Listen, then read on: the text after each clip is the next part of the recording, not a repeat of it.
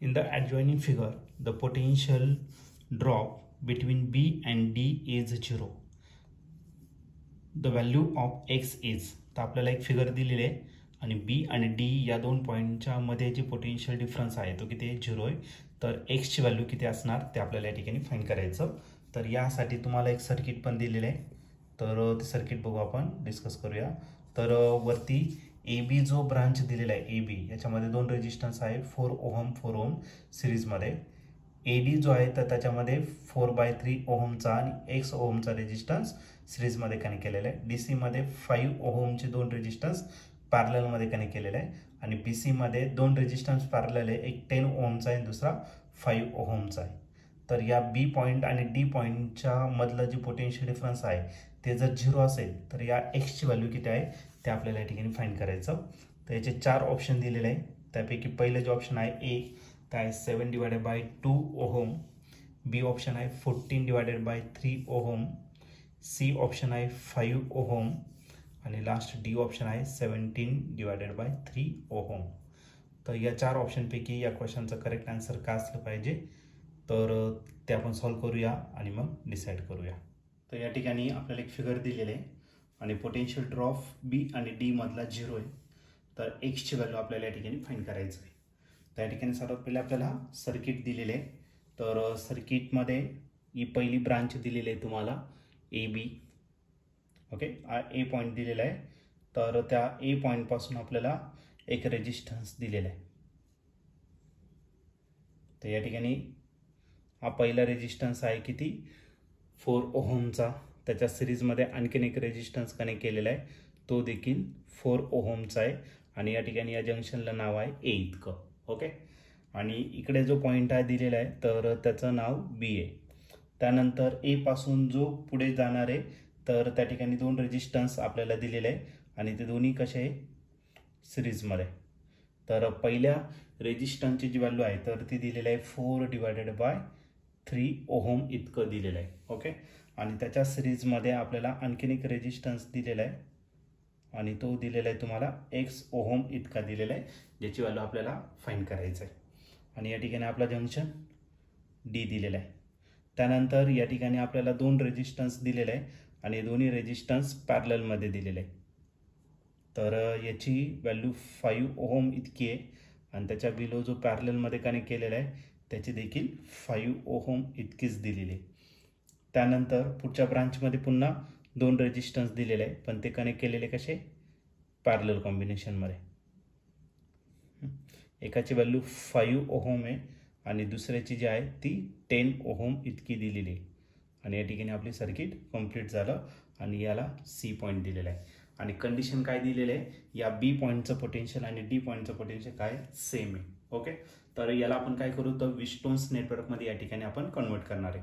आता या पॉईंटचं पोटेन्शियल 0 आहे अपोजिट कॉर्नरच्या पॉईंटचं डायगोनल अपोजिट पॉईंट म्हणजे याचा अर्थ हे बॅलन्स विस्टोन्स नेटवर्क आहे. ठीक आहे, मग A पॉईंट जो आहे तो या ठिकाणी आपण कन्सिडर करू. ओके, किंवा याची सर्किट डायग्राम या ठिकाणी पुन्हा ड्रॉ करतोय. तर असे 4 पॉईंट या ठिकाणी घेऊन टाकू आणि त्याला सॉल्व करू. तर या ठिकाणी आपण याला A नाव दिलेलं आहे. A नंतर या ठिकाणी हा B आहे, हा C कन्सिडर केला आणि हा काय कन्सिडर केला तर आपण D कन्सिडर केला. AB मध्ये दोन रेजिस्टर सिरीजमध्ये या दोघांची करणार ॲडिशन. मग 4 + 4 किती झालं तर 8. मग या ठिकाणी एकच रेजिस्टन्स काढू आणि त्या रेजिस्टन्सची जी व्हॅल्यू आहे ती किती झाली 8 ओहम इतकी झाली. याला आपण काय कन्सिडर करू R1.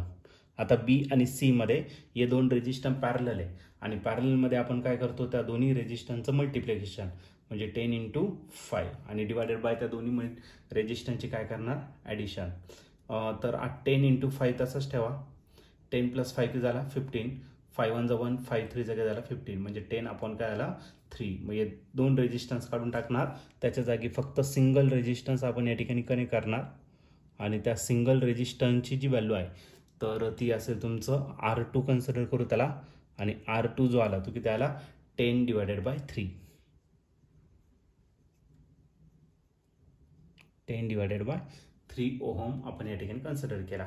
आता नेक्स्ट घेऊ आपण. नेक्स्ट ब्रांचमध्ये कोणता AD दिलेला आहे. AD मध्ये दोन्ही सेपरेट आहे पण या दोघांची करणार सिरीजमध्ये कनेक्ट केलेलं आहे आणि या सिरीजमध्ये आपण त्यांची काय करतो तर ॲडिशन करून टाकतो. मग या ठिकाणी आपण तो रेजिस्टन्स घेतलेला आहे आणि त्याची जी ॲडिशन होणार आहे ती असेल त्याला आपण सपोज R3 कन्सिडर करू. R3 भेटायला आपल्याला 4/3 प्लस एक्स. आणि हे दोन रजिस्टर कसे पुन्हा पॅरलल मध्ये आणि तो कशा डी आणि सी मध्ये कनेक्ट केलेला आहे. पॅरलल जर असेल तर आपण काय करतो त्यांचं रेसिप्रोकल घेऊन ॲडिशन आणि हे दोन्ही सेम आहे. मग पॅरलल मध्ये आपण त्याला डिवायडेड बाय 2 करा. मग याला जर 5ला 2 ने डिवाइड केलं तर तो 2.5 किंवा डायरेक्टली आपण फ्रॅक्शनमध्ये जर घेतलं तर तो 2/5. मग नेक्स्ट रजिस्टर भेटेल आपल्याला सपोज त्याला आपण काय घेतलं R4 आणि तो भेटेल 5/2 ओहम इतका. आता या बी आणि डी पॉईंटचं जे पोटेन्शियल आहे ते काय दिलेलं आहे तुम्हाला सेम दिलेलं आहे. आपलं 0 दिलेलं, पोटेन्शियल डिफरन्स 0 दिलेला आहे. म्हणजे सर्किट बॅलन्स आहे. आणि बॅलन्स कंडिशन काय आहे तर बॅलन्स कंडिशन आपण या ठिकाणी यूज करू बाय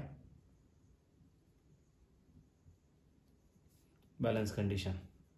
काय balance condition R1/R2 is equal to R3/R4. आता सगळ्या व्हॅल्यू आपल्याकडे नोन आहे, त्या व्हॅल्यू आपण याच्यात पुट करू आणि याला सॉल्व्ह करू. R1 ची व्हॅल्यू दिलेली 8, R2 ची व्हॅल्यू दिलेली 10/3. ओके, 10/3. 3 कुठे जाणार तर न्यूमरेटरला. ओके, 10 न्यूमरेटरला आपण 3 घेऊन टाकू. R3 जो दिलेला आहे तो आहे तुमचा 4/3 प्लस एक्स जो आपल्याला फाइंड करायचा आहे. आणि R4 जो दिलेला आहे तो 5/2. 2 जो आहे तो आपण कुठे घेऊन टाकू न्यूमरेटरला.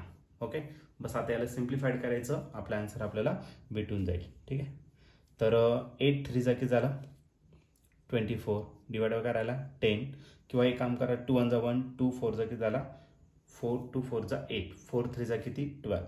मग याला आपण 12 कन्सिडर करू.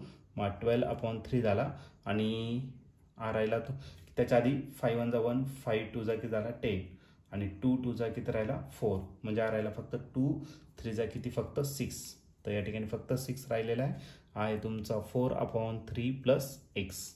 आता एक्सच फाइंड करायचा, इकडे प्लस इकडे काय करा मायनस. मग X is equal to 6 minus 4/3. याला क्रॉस मल्टिप्लाय करून घ्या. 6 3 जा किती 18. मग therefore x is equal to 6 3 जा 18. 18 मायनस 4 डिवाइड बाय करायला 3. 18 मधून 4 जर गेला तर तो भेटेल तुम्हाला 14. 14 डिवाइडेड बाय 3 हा तुमचा अननोन रेजिस्टन्स असेल. आणि या ठिकाणी तुम्ही ऑप्शन जर बघितलं तर ऑप्शन नंबर बी जो आहे तो आपल्या या ठिकाणी करेक्टली मॅच होतोय. मग या क्वेश्चनचं जे आन्सर असणार ते ऑप्शन बी, म्हणजे जो अननोन रेजिस्टन्स आहे एक्स त्याची व्हॅल्यू असेल 14/3. मग ऑप्शन बी हे त्याचं करेक्ट आन्सर असेल.